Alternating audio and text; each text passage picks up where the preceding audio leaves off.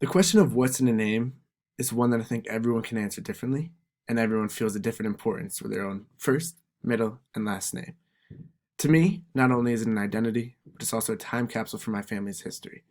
My last name, Sullivan, has been passed down from generation to generation, and along the way, year after year, it gathers importance and more stories to go along with it.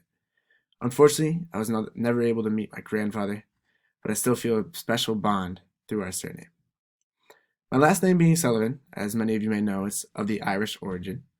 It was originally founded as O'Sullivan, but it was believed that the O was dropped in the 1600s due to the English rule intensifying, which made it much harder to find work if you had an Irish sounding name. Going along with that, it's actually the third most common last name in Ireland, the 92nd most common last name in the US, and is fairly common in Australia and Wales. The meaning is really undetermined, but some people believe it means hawk-eyed or little dark-eyed one. Unfortunately, I do not have dark eyes, so that does not follow with me. Personally, the most famous one with the last name Sullivan, in my opinion, is Ed Sullivan, who was a TV host and had his own show called The Ed Sullivan Show. Many of you may not know, depending on your demographic, but I did, as a little kid, tune into this thinking that he was, or could have been, my uncle. Going to my first name has a lot less, I would say less of a meaning to me personally, but my parents were always stuck in the name Brady, and when I was little, I always wanted to actually change my name to Brady, and this was because my dad was a huge Patriots fan, grew up in Boston, and he just loved Tom Brady, and as a little kid, wanted to be just like my dad. I also wanted to, not only make him happy, but also love the things that he loved. Eventually, I grew out of that and became a Jets fan, but that is a whole completely different story.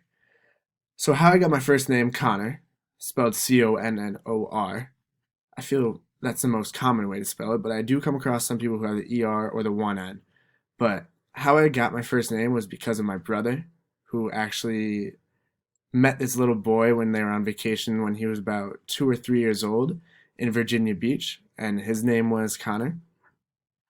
My brother considered this to be one of his best friends, even though they only spent a couple days together, and they never actually really, quote unquote, met. But all the bonds and all the memories that he had with him, he wanted to continue those through, continue his legacy, I guess, through myself. My parents actually gave in on that and were like, okay, we can work with Connor. And eventually, when I was born, they settled on the name Connor. My brother was ecstatic, to say the least, as he felt as if it was his child, he could say. Moving on to my middle name, Thomas. My dad's name is Thomas, and he was actually stuck on the name Thomas Sullivan Jr. for the longest time, but my mom never really budged on it and never really wanted to have a junior as her son. So my dad ended up settling for the middle name, and I think he's just as happy with that because he doesn't want to have me being in the spotlight or underneath the spotlight of himself. Therefore, he wants me to grow and be my own person. Growing up, I never really had many nicknames. The biggest for myself was probably Sully, and it actually became a lot bigger when Monsters Inc. came out because obviously the big main character was named Sully. Uh, when I became an athlete, it actually became the most recognizable name for me because all my coaches would say Sully or like, "What are you doing, Sully?" This, that, and all my players, all my teammates, everyone just started calling me Sully.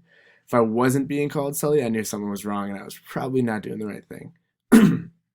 Some of my closest friends, closest family, also call me Con, and that's just short for Connor, obviously. And I think it's more personal, but I never really have felt an attachment to either one, as I've never really been fully known as one of these nicknames.